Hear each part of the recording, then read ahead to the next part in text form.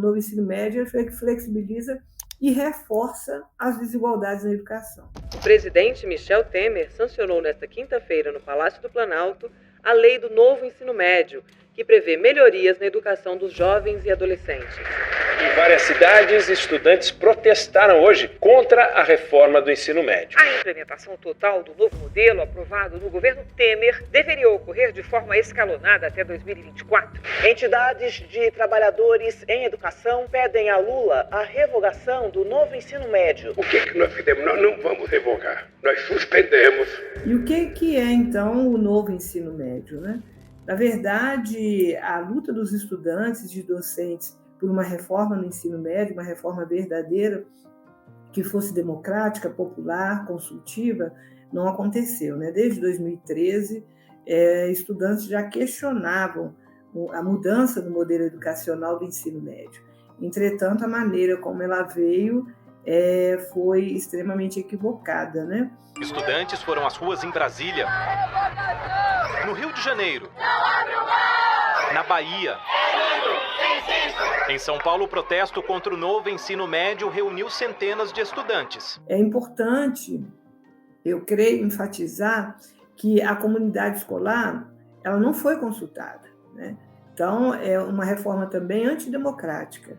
Eles pedem a revogação da reforma do ensino médio. Essa reforma sempre foi questionada por especialistas e entidades e ganhou mais força nos últimos meses. O novo ensino médio ele vai, então, ampliar a carga horária de 800 para 1.000 horas, sendo que 60% são reservadas para uma grade comum a todos, né? E 40% as disciplinas chamadas de itinerários formativos, muito criticadas por nós da educação, né? Os itinerários formativos, eles passam essa ideia, né, de ser um conjunto de disciplinas, de projetos, de oficinas, núcleo de estudo, entre outros tipos de trabalho, né, que os estudantes poderão escolher durante o ensino médio. Mas, na verdade, a gente sabe que não é bem assim que acontece, né? Os 5 itinerários são matemática, linguagem, ciências humanas, ciências da natureza e ensino técnico. Isso já está em vigor, tá, gente? Desde o ano passado, em todo o Brasil. Só que, para que as escolas pudessem dar mais opções, elas precisariam de mais salas de aula para implementar isso. Precisariam de mais professores. E é claro que não rolou. Por quê? Porque não tinha nenhum orçamento para fazer nada novo. Eu creio também que criou assim, uma confusão imensa na cabeça das famílias, né? Porque mesmo parecendo um projeto avançado, inovador, né? Ele está, na verdade, completamente fora da realidade. Né? Mais de 80%, como eu gosto de repetir, das escolas são públicas, né? Porque quando a gente fala isso, é porque a desigualdade ela está se aprofundando exatamente nesse contexto. Etc. Só como as escolas públicas não têm estruturas, elas ofertam em torno de 2 itinerários e muito precarizados, como os próprios docentes têm dado depoimento, enquanto que a escola particular ela oferta 2 itinerários no horário normal e no contraturno ela oferta outros 2 itinerários. Então, os estudantes das escolas privadas, eles estão aí muito avançados com relação ao ensino médio, por isso é preciso revogá-lo e construir um projeto de educação que garanta o processo de democratização, onde todos os atores possam participar para dizer, né, o que pensam, dar a sua sugestão, onde que a gente tem mais problema, né? É um processo que garanta o acesso, permanência, qualidade e informação para a nossa juventude.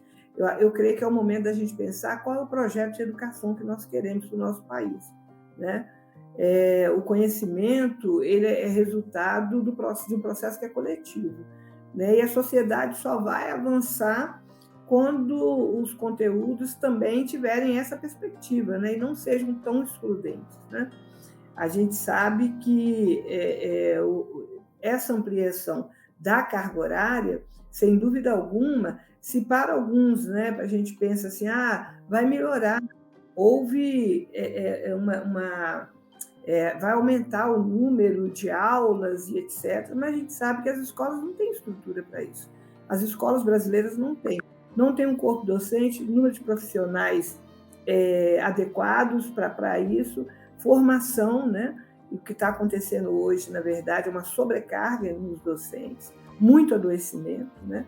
Então, alguns argumentos que são usados na defesa desse modelo são extremamente furados, né? Sendo que um deles é exatamente que a ampliação da carga horária vai fazer com que os estudantes permaneçam, né? Que diminua o número de evasão. E, na verdade, a gente está vendo que isso está acontecendo o contrário, né? É um efeito contrário. A gente reafirma que a ampliação da carga horária, sem levar em consideração o contexto dos estudantes periféricos, maioria negros, né? Que precisam trabalhar, é um fracasso desde o início, né? Não se pensou nesses estudantes, né? Dentre as alternativas e que a gente tem debatido, principalmente, a primeira delas é isso que está posto agora, né? É a suspensão.